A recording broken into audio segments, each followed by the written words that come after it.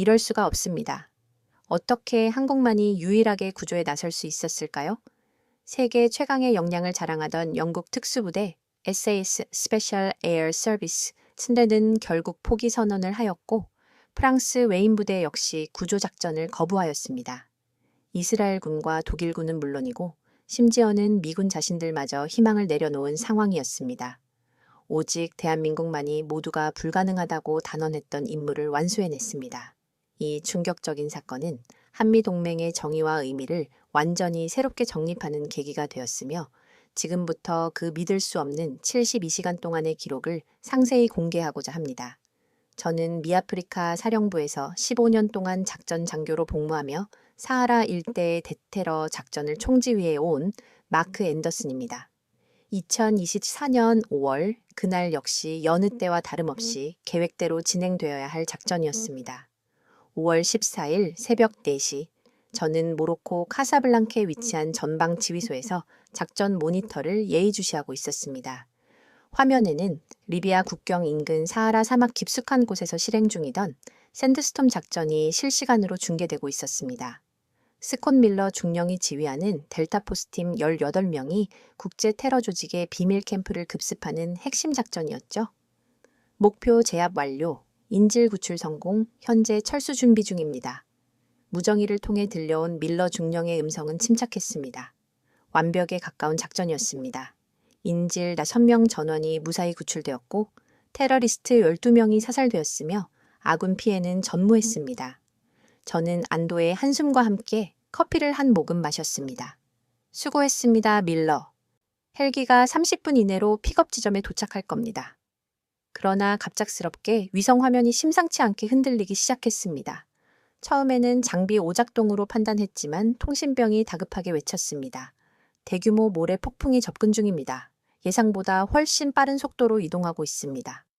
사하라에서 모래 폭풍은 흔한 일이지만 이번 폭풍은 차원이 달랐습니다.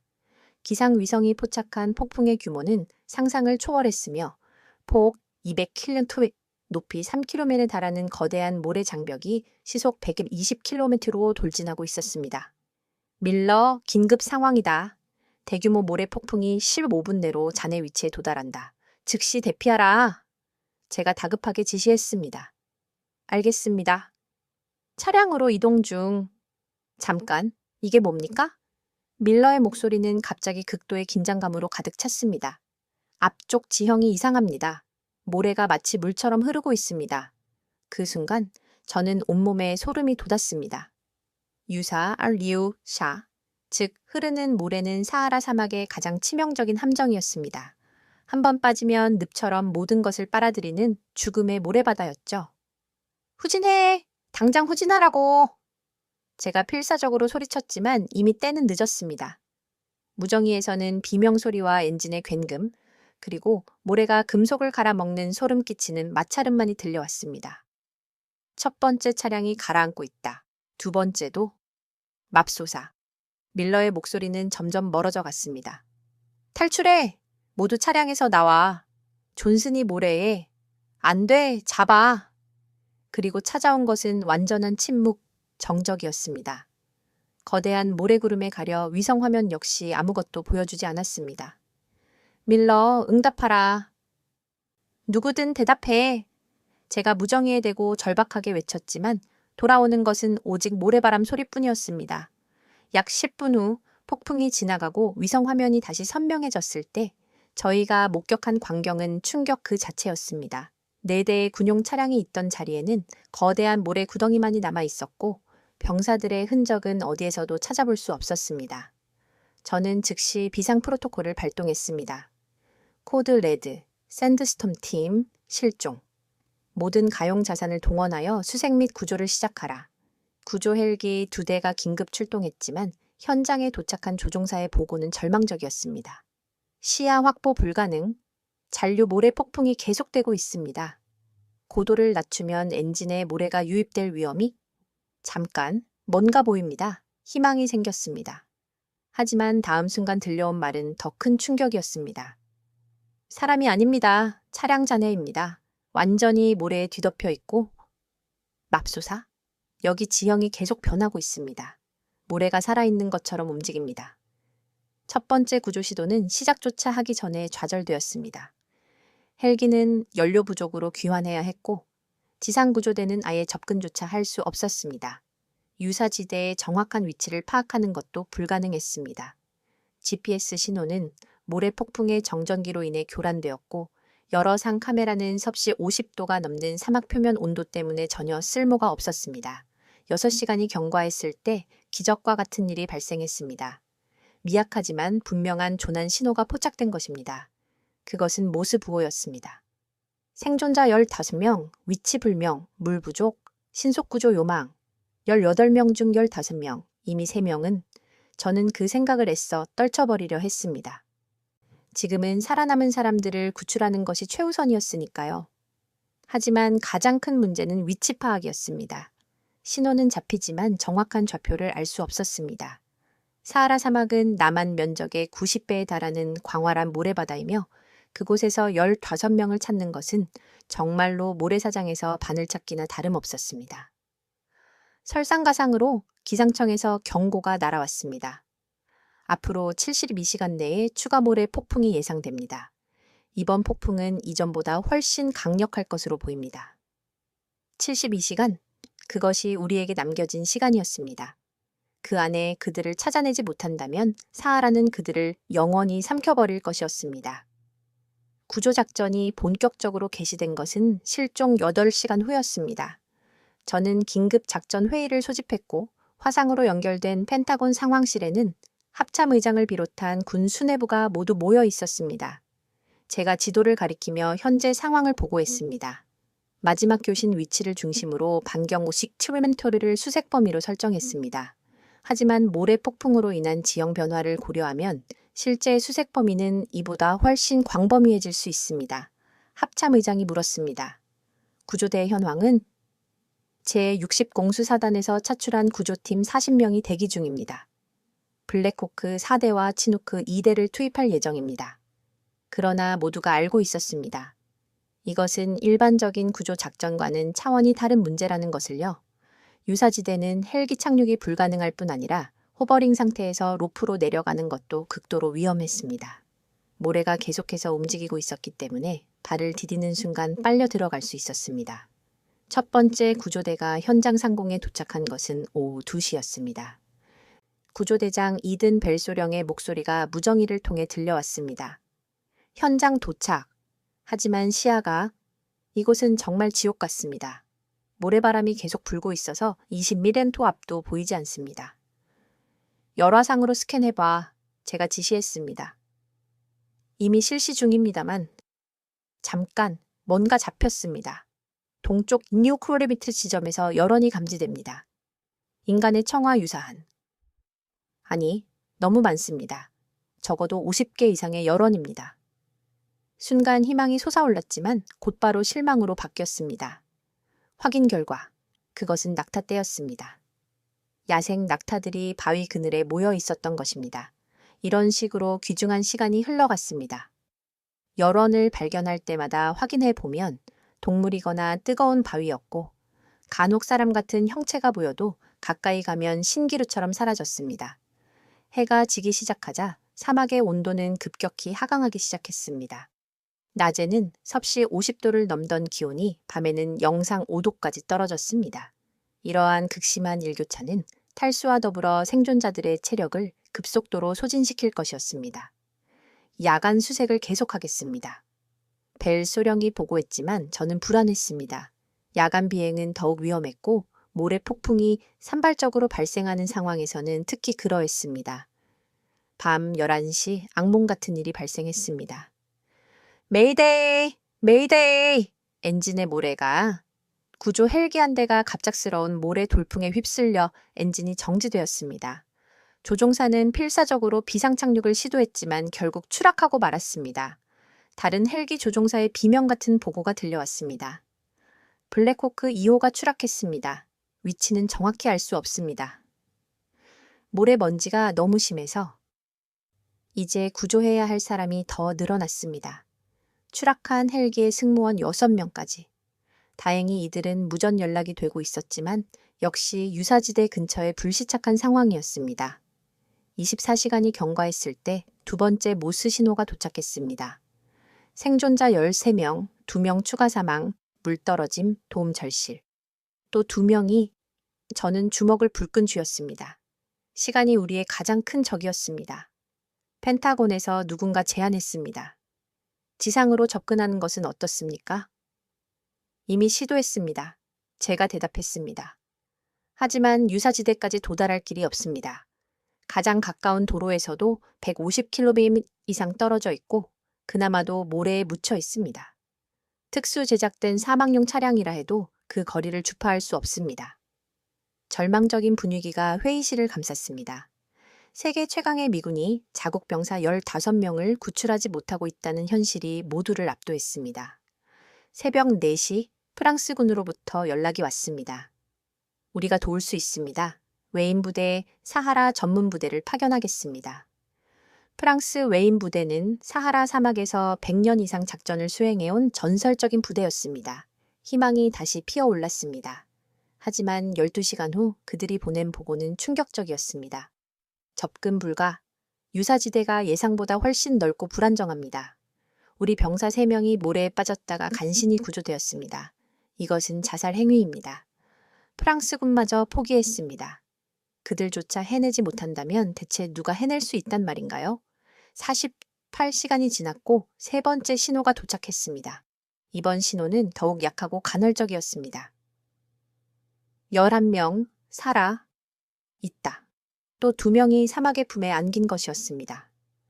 이제 남은 시간은 24시간뿐이었고 추가 모래 폭풍은 점점 가까워지고 있었습니다. 프랑스 웨인 부대의 실패 소식이 전해진 직후 펜타곤은 더욱 필사적이 되었습니다.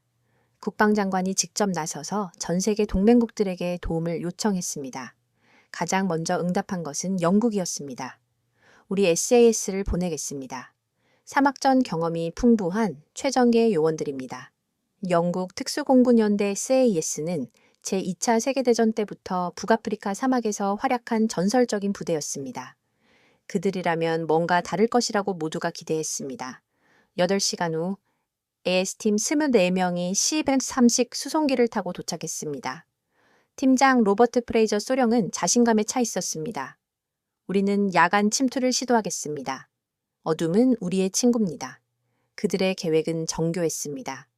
최신 야간 투시경과 GPS, 그리고 특수 제작된 사막용 오토바이를 이용해 유사지대 주변을 정찰하고 안전한 통로를 찾아낸다는 것이었죠. 자정, SAS팀이 출발했습니다. 처음에는 순조롭게 보였습니다. 알키로터미트 진입, 지형 양호, 계속 전진 중. 하지만 새벽 2시경 상황이 급변했습니다. 뭔가 이상합니다. GPS가 완전히 마비되었습니다. 나침반도 제멋대로 돌고 있습니다. 사하라의 특정 지역에는 강한 자기장 이상 현상이 있었던 것입니다. 모래 속 철분 함량이 높은 곳에서 종종 일어나는 일이었지만 하필 그때 그곳에서 발생할 줄은 몰랐습니다. 시각적 랜드마크도 없었습니다. 모든 방향이 똑같은 모래뿐이었죠. 잠깐, 이게 뭡니까? 프레이저 소령의 목소리는 긴장으로 가득 찼습니다. 우리가 원을 그리며 돌고 있었습니다. 지난 1시간 동안 같은 곳을 맴돌고 있었어요. 이건 불가능한 일인데. 방향 감각을 완전히 상실한 그들은 결국 동이 틀 때까지 제자리에서 대기할 수밖에 없었습니다. 그리고 날이 밝자 더 큰 문제가 발견되었습니다. 연료가 바닥났습니다. 돌아갈 수도 없고 우리도 구조가 필요한 상황입니다. 세계 최전계의 특수부대가 오히려 조난을 당한 것이었습니다. 다행히 그들은 유사지대는 피했지만 8시간 후 무사히 구조되었음에도 불구하고 또 한 번의 실패로 기록되었습니다. 다음으로 이스라엘이 나섰습니다. 우리는 다른 접근 방식을 취하겠습니다. 최신 드론 기술을 동원하겠습니다. 이스라엘군은 2대의 정찰 드론과 2대의 대형 수송 드론을 가져왔습니다. 그들의 계획은 먼저 드론으로 정확한 위치를 파악하고 수송 드론으로 물과 보급품을 투하한 후 안전한 탈출 경로를 찾는 것이었습니다. 드론이라면 모래 폭풍도 피할 수 있고 유사지대 위를 날 수 있습니다. 이스라엘 팀장 요시 레비 중령이 자신 있게 말했습니다. 하지만 사하라는 그들의 첨단 기술마저 비웃었습니다. 섭씨 50도가 넘는 지표 온도는 강력한 상승 기류를 만들어냈고 드론들은 제어가 불가능할 정도로 심하게 요동쳤습니다. 게다가 미세한 모래 입자들이 드론의 정밀기기에 침투하기 시작했습니다. 1번 드론 다운, 2번 드론도 신호 두절. 1시간 만에 시대 중 8대가 추락하거나 실종되었습니다. 겨우 4대가 생존자들이 있을 것으로 추정되는 지역을 스캔했지만 드론 카메라로는 구별이 어렵습니다. 모래바람이 시야를 가리고 잠깐 신호다. 모스 부호가 잡혔습니다. 4번째 신호였습니다. 9명 남음 또 2명이. 저는 이를 악물었습니다. 이제 남은 시간은 16시간밖에 없었습니다. 독일군이 특수 장갑차를 제안했지만 유사지대까지 갈 수 없었고 캐나다군이 특수 훈련된 수색견을 투입했지만 극심한 더위에 개들이 쓰러졌습니다. 마지막으로 나선 것은 호주군이었습니다. 그들은 아웃백 사막에서의 경험을 바탕으로 특수 제작된 호버크래프트를 가져왔습니다. 공기 쿠션으로 떠서 움직이니 유사지대도 통과할 수 있을 거라는 계산이었습니다. 이론상으로는 완벽합니다. 호주 팀장이 자신 있게 말했습니다. 하지만 현실은 달랐습니다. 사하라의 모래는 호주 사막보다 훨씬 고운 입자였고 호버크래프트가 일으킨 바람에 거대한 모래구름이 생성되었습니다. 시야가 완전히 가려진 상태에서 그들은 바위에 충돌했고 에어 쿠션이 찢어지면서 작전은 실패로 끝났습니다. 60시간이 경과했습니다. 이제 남은 시간은 12시간 뿐이었습니다. 저는 펜타곤 화상회의에서 절망적인 심정으로 보고했습니다. 모든 시도가 실패했습니다. 프랑스, 영국, 이스라엘, 독일, 캐나다, 호주, 세계 최강의 군대들이 모두 포기했습니다. 국방장관의 얼굴이 어두워졌습니다. 다른 방법은 없나? 러시아나 중국은? 그들도 이미 타진해봤지만 거절했습니다. 너무 위험하다고. 바로 그때였습니다. 전혀 예상치 못한 곳에서 연락이 왔습니다. 한국 국방부에서 연락이 왔습니다. 그들이 시도해보고 싶다고 합니다. 회의실에 잠시 침묵이 흘렀습니다. 솔직히 저는 의아했습니다. 한국군이 사하라 사막에서? 그들이 무엇을 할 수 있다는 말인가? 하지만 이미 선택의 여지는 없었습니다. 시간은 계속 흐르고 있었고 9명의 생명이 위태로웠기 때문입니다. 한국군이 지원 의사를 밝혔다는 소식에 펜타곤 회의실은 술렁였습니다. 한국군이요? 합참 의장이 의아한 표정으로 물었습니다. 그들이 사하라 사막에 대해 뭘 안다고? 국방부 정보국장이 태블릿을 확인하며 말했습니다. 한국군 해외 파병부대 아크 부대라고 합니다. 현재 남수단 UN 평화유지군으로 파견 중이며 대장은 이준호 대령입니다. 남수단이면 여기서 3,000km는 떨어져 있잖아. 누군가 회의적으로 말했습니다. 게다가 그들이 사막전 경험이 있나? 저 역시 솔직히 큰 기대를 하지 않았습니다. 한국군이 우수하다는 것은 알고 있었지만 사하라는 차원이 다른 문제였으니까요. 프랑스 웨인 부대도 영국 SAS도 실패한 임무를 그들이 해낼 수 있을까? 하지만 국방장관이 결정을 내렸습니다. 지푸라기라도 잡아야지. 추진합시다. 6시간 후 한국군 수송기가 우리 기지에 도착했습니다. 저는 약간의 의구심을 품고 그들을 맞으러 나갔습니다. 활주로에 C-130B 착륙하고 화물칸이 열렸을 때 저는 당황했습니다. 겨우 25명? 그것도 특수부대처럼 보이지 않는 평범한 군인들이었습니다. 게다가 장비도 최신 전자장비는 거의 없고 오히려 구식처럼 보이는 것들이 대부분이었습니다. 맨 먼저 내린 사람은 50대 중반의 군인이었습니다. 계급장을 보니 대령이었습니다. 키는 그리 크지 않았지만 눈빛에서는 뭔가 남다른 깊이가 느껴졌습니다. 이준호 대령입니다. 그가 격려하며 유창한 영어로 말했습니다. 시간이 없으니 바로 상황을 듣겠습니다. 저는 그를 작전실로 안내하며 지금까지의 경과를 설명했습니다.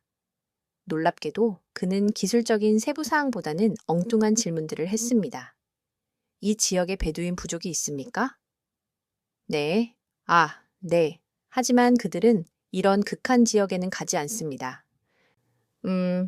그리고 마지막 모래 폭풍 전에 바람 방향은 남동풍이었습니다만 그게 왜 중요합니까? 이준호 대령이 지도를 자세히 들여다보더니 부관을 불렀습니다. 김 상사, 이리 와보게. 김철수 상사라고 소개받은 사람은 더욱 특이했습니다. 얼굴이 새까맣게 그을려 있었고 눈가에는 깊은 주름이 패여 있었습니다. 군인이라기보다는 오랜 세월 야외에서 일한 농부 같았습니다. 이 지형 본 적 있는 것 같은데요. 김 상사가 지도를 보며 중얼거렸습니다. 15년 전에 리비아 국경에서 봤던 곳하고 비슷하네요. 15년 전이요? 제가 놀라서 물었습니다. 그때 여기 계셨단 말입니까? 김 상사가 쑥스럽게 웃었습니다. 파병 근무 중에 이 일대를 좀 돌아다녔습니다. 나중에 안 사실이지만 김철수 상사는 중동 평화유지군으로 파병되었을 때 우연히 베두인 부족을 도와준 일을 계기로 그들과 형제와 같은 관계를 맺었다고 합니다. 그 후로도 기회가 있을 때마다 사하라를 찾아 베두인들과 교류했다고 하더군요. 박소령, 지질 분석 좀 해보게. 이 대령이 또 다른 장교를 불렀습니다. 박서연 소령은 30대 초반의 여성 장교였습니다. 그녀가 노트북을 꺼내 뭔가를 확인하더니 말했습니다. 이 지역 지질 구조가 특이하네요. 5,000년 전에는 호수였던 곳 같습니다. 그래서 지하 깊은 곳에 석회암층이 있고, 아, 이래서 유사지대가 형성되었구나. 무슨 말입니까?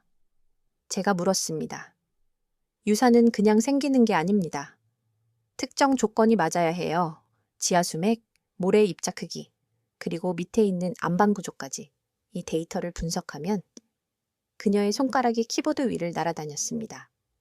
저는 점점 이 사람들이 결코 평범하지 않다는 것을 느끼기 시작했습니다. 찾았습니다. 박소령이 화면을 가리켰습니다. 여기 보세요. 유사지대가 원형이 아니라 초승달 모양입니다. 그리고 이 부분 폭이 좁아지는 곳이 있어요. 아마 이곳에는 단단한 안반이 얕게 깔려 있을 겁니다. 그래서요? 사람이 지나갈 수 있는 통로가 있을 수 있다는 얘기죠. 물론 정확한 위치는 현장에 가봐야 알겠지만요. 이준호 대령이 고개를 끄덕였습니다. 좋아, 작전을 짭시다. 우리는 헬기나 차량을 사용하지 않을 겁니다. 네? 저는 귀를 의심했습니다. 그럼 어떻게 가신다는 겁니까? 거기까지 200km가 넘는데. 그때 창밖으로 이상한 광경이 보였습니다. 한국군 수송기에서 뭔가를 내리고 있었는데, 낙타입니까? 저는 눈을 비볐습니다. 정확히는 단복 낙타입니다. 이 대령이 담담하게 말했습니다. 20마리를 공수해 왔습니다. 남수단에서 베두인 친구들이 빌려준 겁니다. 저는 할 말을 잃었습니다. 21세기에 그것도 긴급한 구조 작전의 낙타라니요? 낙타는 사막의 배입니다. 김철수 상사가 설명했습니다. 시속 6km로 하루 18시간을 쉬지 않고 갈 수 있습니다. 물 없이도 일주일을 버티고 모래 폭풍 속에서도 방향을 잃지 않습니다. 무엇보다 그가 미소를 지었습니다. 낙타는 유사 근처에서 본능적으로 경계합니다. 안전한 길을 찾는 데 도움이 될 거예요. 미군 장교들은 여전히 회의적이었습니다. 그래도 너무 느리지 않습니까? 시간이 10시간도 채 남지 않았는데 빠른 것이 능사는 아닙니다. 이준호 대령이 창밖을 보며 말했습니다. 사막에서는 급할수록 돌아가야 합니다. 그것이 살아남는 법이죠. 그는 팀원들을 돌아봤습니다. 일몰 후 출발한다. 밤 사막은 우리 편이 될 것이다. 김 상사. 베두인 친구들에게 연락했나? 네. 그들이 중간 지점에서 합류하기로 했습니다. 길 안내를 도와줄 겁니다. 저는 마지막으로 물었습니다. 정말 가능하다고 생각하십니까? 이준호 대령이 저를 똑바로 봤습니다. 그의 눈에는 확신이 가득했습니다. 10년 전 아프가니스탄에서 비슷한 일이 있었습니다. 그때도 모두가 불가능하다고 했죠. 하지만 우리는 해냈습니다. 왜냐하면 그가 잠시 말을 멈추고 하늘을 올려다봤습니다. 석양이 사막을 붉게 물들이고 있었습니다. 자연과 싸우려 하지 않고 자연과 함께 했으니까요. 사막도 마찬가지입니다. 사막의 법칙을 이해하고 따르면 사막도 우리를 도울 겁니다. 해가 지고 한국군 팀이 출발 준비를 마쳤을 때 5번째 신호가 도착했습니다. 7명, 또 2명이 사막에 삼켜진 것이었습니다. 이제 정말 시간이 없었습니다. 오후 8시, 마지막 햇빛이 지평선 너머로 사라지자 한국군 팀이 움직이기 시작했습니다. 저는 작전실에서 위성화면으로 그들을 지켜봤습니다. 스무급 5명의 한국군이 20마리의 낙태 나누어 타고 어둠 속으로 사라져가는 모습이 비현실적으로 느껴졌습니다. 정말 미친 짓이야. 옆에 있던 미군 장교가 중얼거렸습니다. 최첨단 장비도 실패했는데 낙타라니? 하지만 출발한 지 2시간 만에 놀라운 일이 벌어졌습니다. 한국군 팀이 예상 경로에서 벗어나 북쪽으로 방향을 틀었던 것입니다. 이탈했습니다. 코스를 이탈했어요. 통신병이 외쳤습니다. 제가 급히 무전을 잡았습니다. 아크 리더, 여기는 컨트롤. 경로를 이탈했습니다. 남서쪽으로 가야 합니다. 이준호 대령의 침착한 목소리가 들려왔습니다. 알고 있습니다. 하지만 바람이 바뀌었습니다. 지금 남서쪽으로 가면 3시간 후 모래 폭풍과 정면으로 충돌합니다. 그건 기상 예보에 없던 베두인들이 알려줬습니다. 낙타들이 불안해하고 있어요. 그들은 기상청보다 정확합니다. 과연 1시간 후 긴급 기상 경보가 날아왔습니다. 예상보다 빠르게 소규모 모래 폭풍이 남서쪽에서 발생했다는 것이었죠. 만약 원래 경로로 갔다면 정면으로 충돌했을 것입니다. 자정 무렵 한국군 팀은 약속된 장소에서 베두인 일행과 만났습니다. 10명의 베두인이 추가로 합류했는데 그들 중 리더는 말리크라는 노인이었습니다. 말리크 노인은 이 사막에서 60년을 살았습니다. 김철수 상사가 무전으로 설명했습니다. 그는 유사지대의 위치를 알고 있을 겁니다. 말리크 노인은 별을 보며 뭔가를 계산하더니 김 상사에게 아랍어로 뭐라고 말했습니다. 김 상사가 통역했습니다. 사흘 전 모래 폭풍이 지형을 많이 바꿔놓았답니다. 하지만 죽음의 초승달이라고 불리는 유사지대는 여전히 그곳에 있을 거래요. 다만 그곳에 가려면 정령들의 길을 지나야 한답니다. 정령들의 길은 베두인들이 부르는 이름이었으며 밤에만 나타나는 특별한 통로였습니다. 낮에는 뜨거운 모래바다였지만 밤이 되면 온도차로 인해 모래가 단단해지는 구간이 있었던 것입니다. 새벽 2시 그들은 유사지대 외곽에 도착했습니다. 하지만 여기서부터가 진짜 문제였습니다. 어둠 속에서 15명의 생존자를 어떻게 찾아낼 것인가? 조용히 하세요. 갑자기 박서연 소령이 말했습니다. 뭔가 들립니다. 모두가 숨을 죽였습니다. 사막의 정적 속에서 희미하게, 정말 희미하게 무언가가 들려왔습니다. 금속 소리입니다. 박소령이 확신에 찬 목소리로 말했습니다. 뭔가를 두드리는 모스 부호예요. 놀랍게도 그녀는 지질학자답게 땅의 진동을 통해 소리를 감지했던 것입니다. 생존자들이 금속 조각으로 바위를 두드려 신호를 보내고 있었고 그 진동이 땅을 통해 전달되고 있었던 것입니다. 방향은 북북동, 거리는 한 500m쯤, 하지만 그곳은 유사지대 한가운데였습니다. 어떻게 접근한단 말인가? 그때 말리크 노인이 나섰습니다. 그는 주머니에서 길다란 막대기를 꺼냈습니다. 그리고는 맨발로 모래 위를 걷기 시작했습니다. 뭐 하는 겁니까? 제가 무전으로 물었습니다. 모래말하기를 듣고 있는 겁니다. 김 상사가 설명했습니다. 발가락으로 모래의 밀도를 느끼고 막대기로 깊이를 재면서 안전한 길을 찾는 거죠. 이것은 베두인들이 수천 년간 전에 내려온 기술입니다. 말리크 노인은 마치 춤을 추듯이 느리고 신중하게 움직였습니다. 때로는 멈춰서서 하늘의 별을 올려다보고 때로는 무릎을 꿇고 모래를 한 줌 집어 바람에 날려보았습니다. 30분이 지났을 때 그가 손을 들었습니다. 길을 찾은 것이었습니다. 하지만 폭이 좁습니다. 김 상사가 전했습니다. 한 줄로 서서 정확히 앞사람 발자국을 따라가야 해요. 30cm만 벗어나도. 한국군 팀은 즉시 구조 장비를 준비했습니다. 하지만 일반적인 들것이나 구조 장비는 너무 무거웠습니다. 그러자 그들은 낙타 한 장에서 가죽끈을 풀어 즉석 들것을 만들었습니다. 전통 방식이 때로는 최고의 방법입니다. 이준호 대령이 말했습니다. 드디어 구조대가 움직이기 시작했습니다. 맨 앞에는 말리크 노인, 그 뒤를 한국군이 한 줄로 따랐습니다. 위성 화면으로 보니 마치 거대한 뱀이 기어가는 것 같았습니다. 새벽 3시 30분, 드디어 그들이 생존자들을 발견했습니다. 찾았습니다. 생존자 발견. 하지만 기쁨도 잠시 상황은 심각했습니다. 유고된 명 중 셋은 의식을 잃은 상태였고 나머지도 극도로 쇠약해져 있었습니다. 그들은 바위 틈새에 모여 있었는데 주변은 온통 유사로 둘러싸여 있었습니다. 어떻게 여기까지 왔소? 구조대원이 물었습니다. 스콧 밀러 중령이 갈라진 목소리로 대답했습니다. 처음엔 15명이었소. 하지만 하나둘 모래가 삼켜갔어. 우린 여기 바위에 매달려 버텼소. 여기만 단단했거든. 한국군 팀은 신속하게 응급처치를 시작했습니다. 그런데 그들의 방법이 특이했습니다. 일반적인 수액 대신 뭔가 다른 것을 주고 있었죠. 낙타 저지입니다. 김 상사가 설명했습니다. 전해질 균형이 인간에게 거의 완벽하고 청과 비슷해서 흡수가 빠르죠. 베두인들의 비상약입니다. 놀랍게도 효과는 즉각적이었습니다. 의식을 잃었던 병사들이 하나둘 눈을 뜨기 시작했습니다. 하지만 진짜 문제는 이제부터였습니다. 어떻게 이들을 유사지대 밖으로 데리고 나갈 것인가? 특히 부상자들은 걸을 수도 없는 상태였습니다. 우리가 업고 가야죠. 이준호 대령이 단호하게 말했습니다. 하지만 그럼 균형을 잃고 그래서 훈련받은 것이 아닙니까?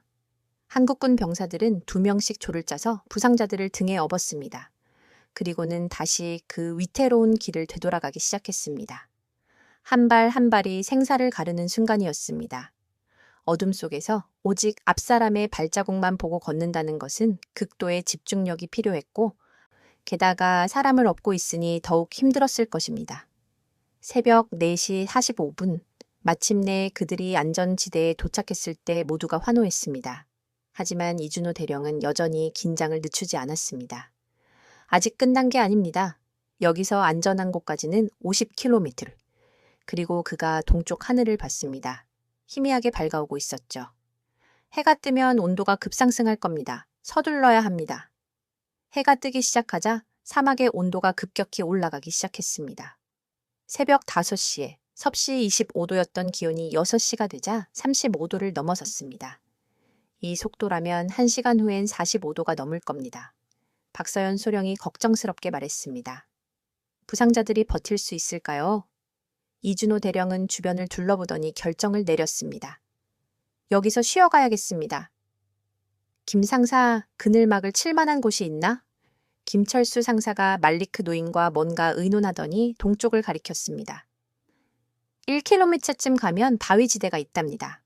낙타의 무덤이라고 부르는 곳인데 큰 바위들이 있어서 그늘을 만들 수 있을 거예요. 낙타의 무덤이라니 불길한 이름이었지만 선택의 여지가 없었습니다. 일행은 서둘러 그곳으로 향했습니다. 도착해보니 정말 특이한 곳이었습니다. 거대한 바위들이 마치 무덤처럼 솟아 있었는데 그 사이사이에 깊은 그늘이 드리워져 있었습니다. 그런데 박서연 소령이 바위를 살펴보더니 놀라운 것을 발견했습니다. 이 바위들 자연적으로 생긴 게 아니에요. 그녀가 바위 표면을 쓸어내리며 말했습니다. 여기 보세요. 인공적으로 다듬은 흔적이 있어요. 아마 수천 년 전, 지금 고고학할 때가 아니잖아. 누군가 짜증 섞인 목소리로 말했지만 박소령은 계속 바위를 조사했습니다. 아니, 이게 중요해요. 이 구조를 보면 그녀가 갑자기 무릎을 쳤습니다. 이건 고대 대상들이 만든 휴식처예요. 그리고 이런 곳엔 보통 그녀가 특정 바위 밑을 파기 시작했습니다. 30cm쯤 팠을 때 놀랍게도 축축한 모래가 나타났습니다. 물이야, 지하 수맥이 여기 있어요. 모두가 놀랐습니다. 사막 한가운데 물이라니. 하지만 말리크 노인은 고개를 끄덕이며 뭔가 알아보러 중얼거렸습니다. 선조들의 지혜라고 합니다. 김 상사가 통역했습니다. 수천 년 전 사람들은 사막에서 살아남는 법을 알았답니다. 이런 안반 구조 아래엔 소량이지만 물이 고이는 곳이 있다고. 한국군 팀은 즉시 작업에 들어갔습니다. 야전삽으로 조심스럽게 파내려가자 정말로 물이 고인 작은 웅덩이가 나타났습니다. 양은 많지 않았지만 정수 처리를 하면 마실 수 있는 귀중한 물이었습니다. 이걸로 부상자들에게 수분을 공급할 수 있겠군요. 이 대령이 안도의 한숨을 쉬었습니다. 그들이 임시 캠프를 설치하는 동안 저는 펜타곤의 상황을 보고했습니다. 생존자 6명 전원 구조 완료. 현재 바위지대에서 휴식 중. 부상자 상태는 안정적입니다. 회의실에서 안도의 탄성이 터져 나왔습니다. 하지만 아직 안심하기에는 일렀습니다. 여전히 그들은 사막 한가운데 있었고 가장 가까운 안전지대까지는 40킬로미터가 남아 있었으니까요. 오전 8시 불청객이 나타났습니다. 드론이다. 누군가 우리를 감시하고 있어. 한국군 정찰병이 외쳤습니다. 높은 상공에 검은 점이 보였습니다. 누구의 드론인지 알 수 없었지만 분명 좋은 의도는 아닐 것이었습니다. 테러리스트들인가? 밀러 중령이 걱정스럽게 물었습니다. 이준호 대령은 침착했습니다. 누구든 간에 우리 위치가 노출되었습니다. 움직여야 합니다. 하지만 한낮에 사막을 횡단한다는 것은 자살 행위였습니다. 기온은 이미 48도를 넘어서고 있었고 부상자들은 여전히 쇠약한 상태였죠. 그때 박서연 소령이 또 다른 발견을 했습니다. 여기 이상한 게 있어요. 그녀가 바위 틈새를 가리켰습니다. 바람이 나오고 있어요. 시원한 바람이. 조사해보니 바위 아래로 좁은 통로가 있었습니다. 너무 좁아서 사람이 겨우 기어갈 정도였지만 안에서 서늘한 공기가 흘러나오고 있었습니다. 동굴인가? 아니에요. 이건 용암 튜브예요. 박소령이 흥분했습니다. 수만 년 전 화산 활동으로 만들어진 지하 통로죠. 이게 연결되어 있다면 그녀가 지도와 지질 데이터를 대조해 보더니 눈을 빛냈습니다. 맞아요. 이 용암 튜브는 북쪽으로 약 8km 연결되어 있을 거예요.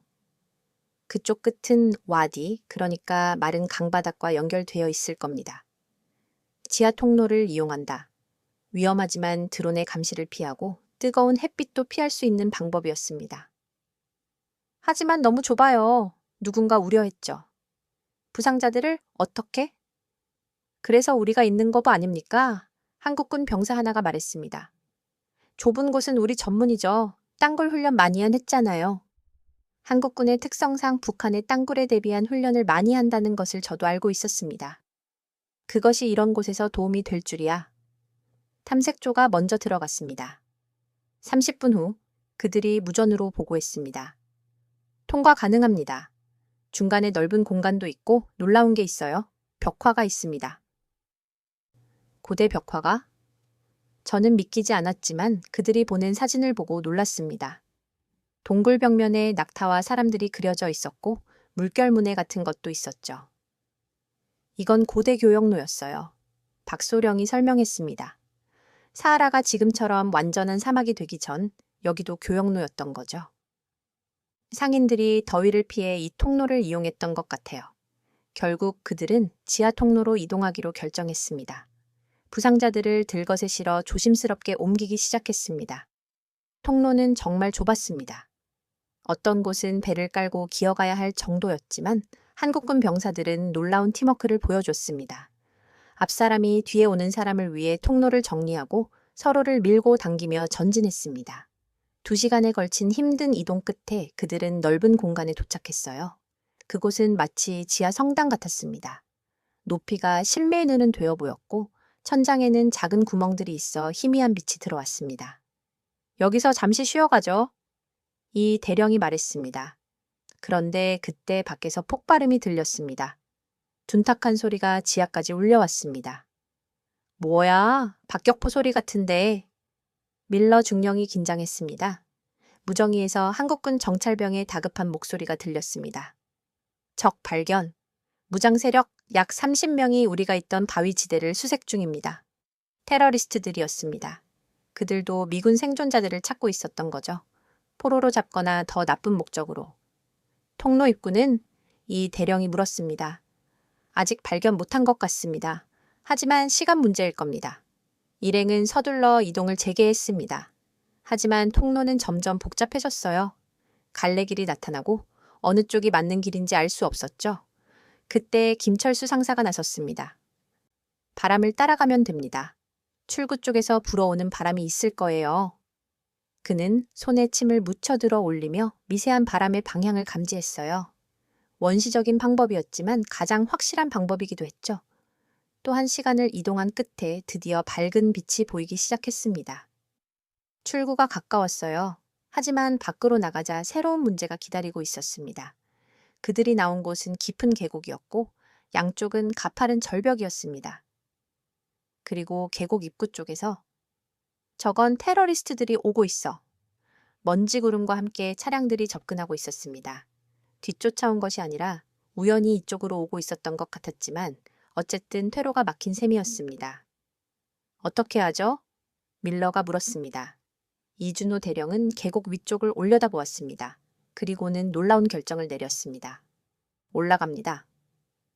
뭐라고요? 이 절벽을? 다른 방법이 없어요. 그리고 그가 미소를 지었습니다. 한국 산악부대가 괜히 서 있는 게 아닙니다. 절벽을 올라간다는 이 대령의 말에 모두가 당황했습니다. 높이가 적어도 50mm는 되어 보이는 수직 암벽이었습니다. 게다가 부상자들도 있는 상황에서 이건 불가능해요. 밀러 중령이 고개를 저었습니다. 장비도 없고 부상자들은 어떻게... 하지만 한국군 병사들은 이미 움직이고 있었습니다. 그들은 배낭에서 로프와 각종 등반 장비를 꺼냈습니다. 준비된 장비는 많지 않았지만 있는 것만으로도 뭔가를 시도하려는 것 같았습니다. 박중사, 김중사, 선등반 준비. 이 대령이 지시했습니다. 2명의 한국군 병사가 나섰습니다. 그들은 최소한의 장비만 갖고 맨손으로 절벽을 오르기 시작했습니다. 저 사람들 뭐야? 미군 병사 하나가 놀라서 중얼거렸습니다. 나중에 안사실이지만 한국군 특수부대는 험준한 한국 산악 지형에서 극한 등반 훈련을 받는다고 합니다. 그들에게 이 정도 절벽은 충분히 오를 만한 수준이었던 것입니다. 15분 만에 선등반 조가 정상에 도달했습니다. 그들은 로프를 고정하고 아래로 내렸습니다. 이제 다른 사람들도 올라갈 수 있게 된 것이죠. 하지만 여전히 문제는 부상자들이었습니다. 의식이 없는 사람도 있었고 팔다리를 쓸 수 없는 사람도 있었죠. 즉석 도르래를 만들어야겠네요. 박서연 소령이 주변을 둘러보며 말했습니다. 그녀의 지시에 따라 한국군은 있는 장비를 총동원해 간이 도르래 시스템을 만들었습니다. 베두인들이 가져온 낙타 안장과 가죽끈까지 활용했죠. 이론상으로는 가능해요. 박소령이 계산을 마치고 말했습니다. 3명이 위에서 당기고 2명이 아래서 보조하면 시간이 촉박했습니다. 계곡 입구에서 엔진 소리가 점점 가까워지고 있었어요. 서둘러! 이 대령이 외쳤습니다. 첫 번째 부상자가 들것에 실려 올라가기 시작했습니다. 한국군 병사들이 위에서 당기고 아래서는 들것이 바위에 부딪히지 않도록 조심스럽게 밀었습니다. 조심! 오른쪽으로 기울어져요. 잡았어! 계속 올려! 팽팽한 긴장 속에서 구조 작업이 진행되었습니다. 1명, 2명, 부상자들이 하나씩 절벽 위로 올라갔습니다. 4번째 부상자를 올리던 중 로프 하나가 바위에 쓸려 끊어질 위기에 처했습니다. 로프가 닳고 있어! 누군가 소리쳤죠. 순간 한국군 병사 하나가 자기 벨트를 풀어 로프에 감았습니다. 가죽 벨트가 로프와 바위 사이에서 완충 역할을 한 것입니다. 작은 기지였지만 그것이 생명을 구했죠. 마지막 부상자가 올라갔을 때 계곡 아래서 총성이 울렸습니다. 테러리스트들이 도착한 것이었습니다. 빨리 모두 올라와. 남은 사람들이 서둘러 로프를 타고 오르기 시작했어요. 총알이 주변 바위를 때렸지만 다행히 각도상 직접 맞출 수는 없었습니다. 그런데 문제가 생겼습니다. 마지막에 오르던 김철수 상사가 올라오다가 미끄러진 것입니다. 김 상사, 그가 필사적으로 바위를 붙잡으려 했지만 손가락이 미끄러졌습니다. 그 순간 말리크 노인이 놀라운 속도로 움직였습니다. 그는 자신의 터번을 풀어 아래로 던졌고 김 상사가 그것을 잡았습니다. 60이 넘은 노인이 믿기지 않는 힘으로 김 상사를 끌어올렸습니다. 하키 말리크, 하키 말라크. 말리크가 숨을 헐떡이며 중얼거렸습니다. 신의 뜻이라는 의미였죠. 모두가 절벽 위에 올라섰을 때 아래서는 테러리스트들이 분노에 찬 고함을 지르고 있었어요. 하지만 그들은 올라올 방법이 없었죠. 이제 어디로 가죠? 밀러가 물었습니다. 이준호 대령이 북쪽을 가리켰습니다. 저기 보이는 고원 너머에 연합군 전초기지가 있을 겁니다. 한 20km쯤? 20km이 평소라면 쉬운 거리였겠지만 지친 상태에서 부상자들을 데리고 가기엔 만만치 않은 거리였습니다. 하지만 희망이 보였습니다. 생존자 7명을 구했고 추락한 헬기 승무원 6명도 함께였습니다. 모두 13명, 기적적으로 모두 살아있었죠. 오후 4시. 그들이 고원을 반쯤 지났을 때 하늘에서 헬기 소리가 들렸습니다. 우리 편이에요. 누군가 외쳤습니다. 미군 블랙호크 2대가 낮게 날아왔습니다. 구조 신호를 확인한 그들은 즉시 착륙 준비를 했죠. 여기는 레스큐 1. 시각 확인했다. 착륙 지점 확보 바란다. 한국군은 신속하게 착륙 지점을 정리했습니다. 그리고 마침내, 정말 마침내 헬기가 착륙했습니다. 부상자들이 먼저 헬기에 실렸습니다. 밀러 중령이 헬기에 오르기 전 이준호 대령에게 다가왔습니다. 대령님, 그는 말을 잇지 못하고 그저 경례를 했습니다. 눈가에 눈물이 맺혀 있었죠. 임무를 완수했을 뿐입니다. 이 대령이 경례를 받으며 말했습니다.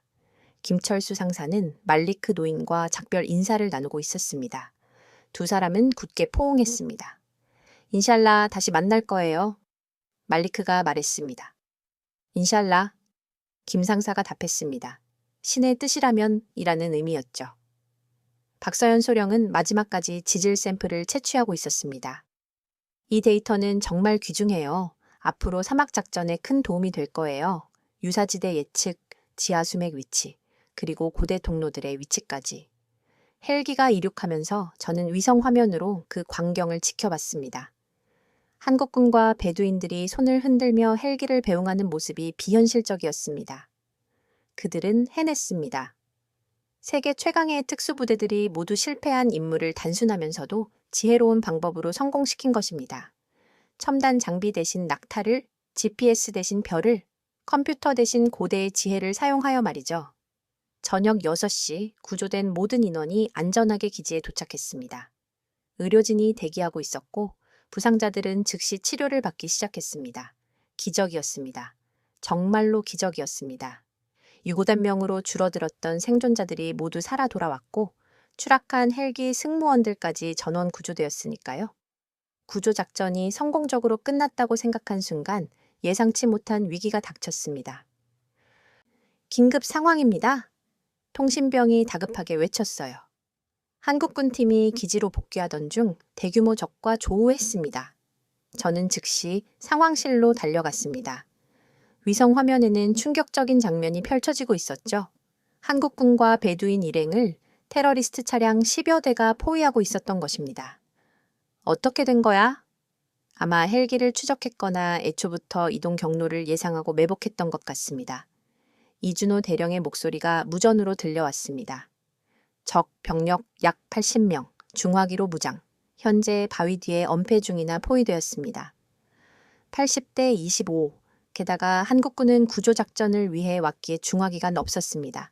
소총과 소량의 탄약뿐이었죠. 항공 지원을 보내겠다. 제가 말했지만 이 대령의 대답은 예상 밖이었습니다. 시간이 없습니다. 그리고 여기 베두인 민간인들도 있어요. 무차별 공격은 안 됩니다. 맞았습니다.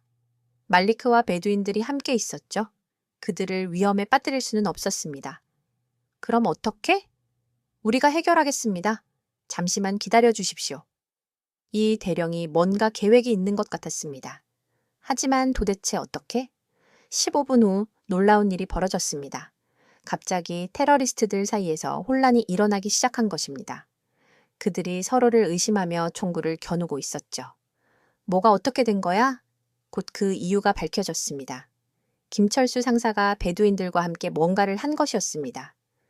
그들은 테러리스트들이 마시는 물통에 접근해서 독을 탄 건 아닙니다. 나중에 김 상사가 설명했어요. 그저 강력한 설사제를 넣었을 뿐이죠. 사막에서 탈수 증상은 치명적이니까요. 테러리스트 절반이 갑작스러운 복통으로 전투 능력을 상실했습니다. 그들은 서로를 배신자로 의심하며 내분이 일어났죠. 그 혼란을 틈타 한국군은 반격에 나섰습니다.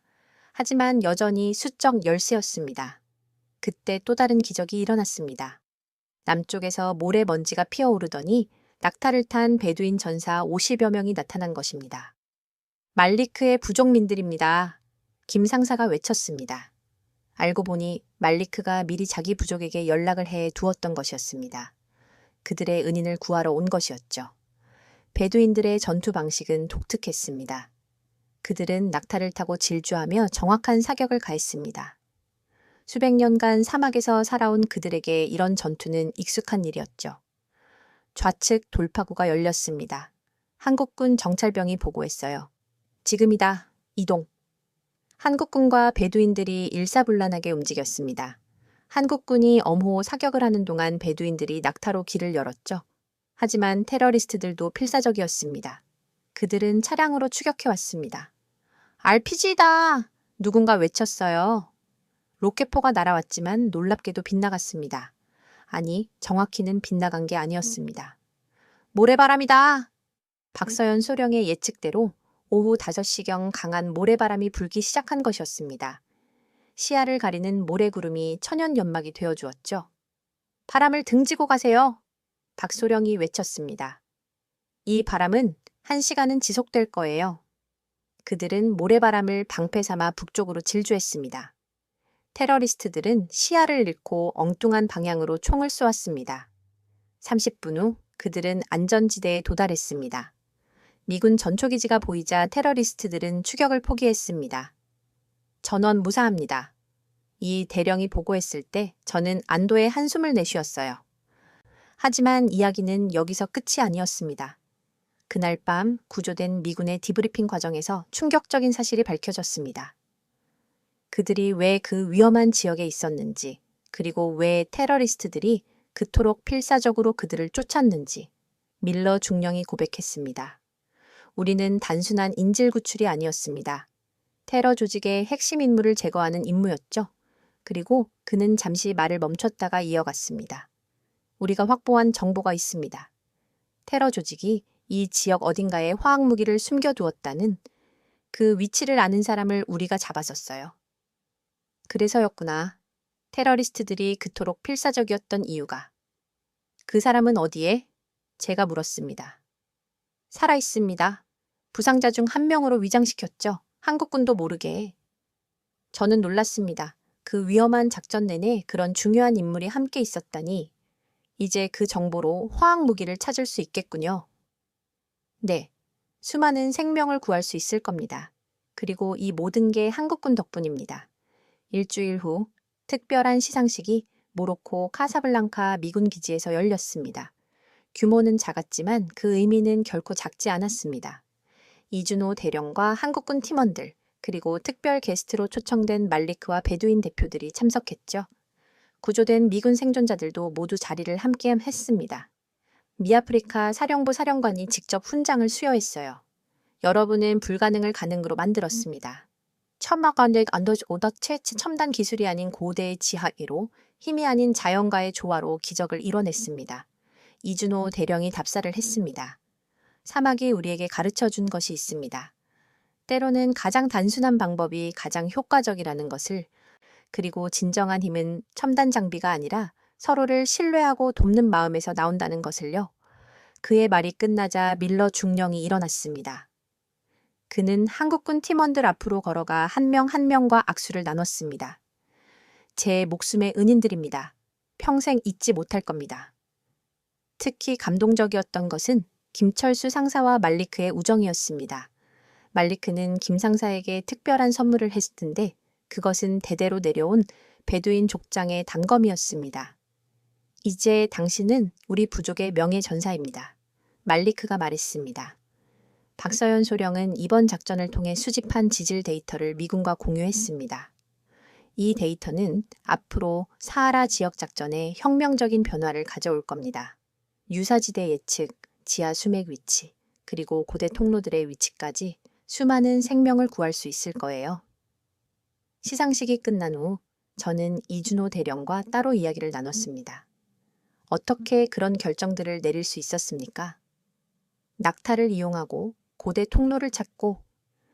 그가 미소 지으며 답했습니다. 전쟁의 기술은 계속 발전하지만 전쟁의 본질은 변하지 않습니다. 손자병법에 이런 말이 있죠. 적을 알고 나를 알면 백전불태, 바이 찬부다이라고. 우리는 사막을 적으로 보지 않고 이해하려 했을 뿐입니다. 하지만 위험을 감수하셨잖아요.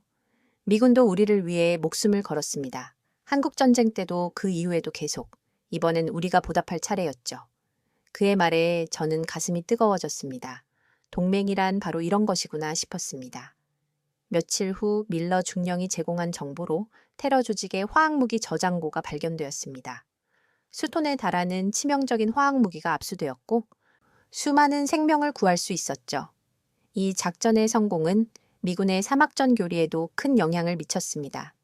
첨단 기술 일변도에서 벗어나 현지 문화와 전통적 지혜를 활용하는 방향으로 변화하기 시작했어요. 한 달 후 저는 특별한 소식을 들었습니다. 한국군 아크 부대와 미군 특수부대 간의 합동 훈련이 정례화되기로 했다는 것이었습니다. 그리고 그 첫 훈련 장소는 다름 아닌 사하라 사막이었죠. 김철수 상사는 베두인 부족과의 연락 장교로 임명되었고 박서연 소령은 미군 지질 전문가들과 공동 연구를 시작했습니다. 무엇보다 이번 사건은 한미동맹의 의미를 되새기게 했습니다. 동맹이란 단순히 큰 나라가 작은 나라를 보호하는 것이 아니라 서로의 강점으로 서로의 약점을 보완하는 관계라는 것을 보여준 것이죠. 지금도 어딘가에서는 한국군과 미군이 함께 훈련하고 있을 겁니다. 서로에게서 배우며 더 강한 동맹이 되어가고 있겠죠. 그리고 사하라 사막 어딘가에서는 말리크와 그의 부족이 밤하늘의 별을 보며 그날의 이야기를 전하고 있을 거예요. 동방에서 온 전사들이 불가능을 가능으로 만든 이야기를 말입니다. 지금까지 사하라 사막에서 벌어진 기적 같은 구조작전 이야기, 깊은 감명을 받으셨기를 바랍니다. 세계 최강의 군대들이 모두 포기한 상황에서 한국군이 보여준 지혜와 용기는 척추의 첨단 기술보다 오래된 지혜가 힘보다 자연과의 조화가 더 큰 힘을 발휘할 수 있음을 입증한 사건이었습니다. 무엇보다 진정한 동맹이란 서로의 부족함을 채워주고 가장 어려운 순간에 기꺼이 위험을 감수하는 관계라는 사실을 다시 한번 확인시켜준 일이었죠. 이처럼 자랑스러운 대한민국 국군의 숨겨진 활약상을 더 많은 사람들이 알 수 있도록 지금 바로 이 영상을 주변에 공유해 주십시오. 우리가 얼마나 대단한 일들을 해내고 있는지 전 세계가 알아야 합니다. 만약 이 이야기가 여러분께 감동을 주었다면 채널 구독과 좋아요 버튼을 눌러주시길 부탁드립니다. 다음번에도 더 놀랍고 의미 있는 이야기로 찾아뵙겠습니다. 감사합니다.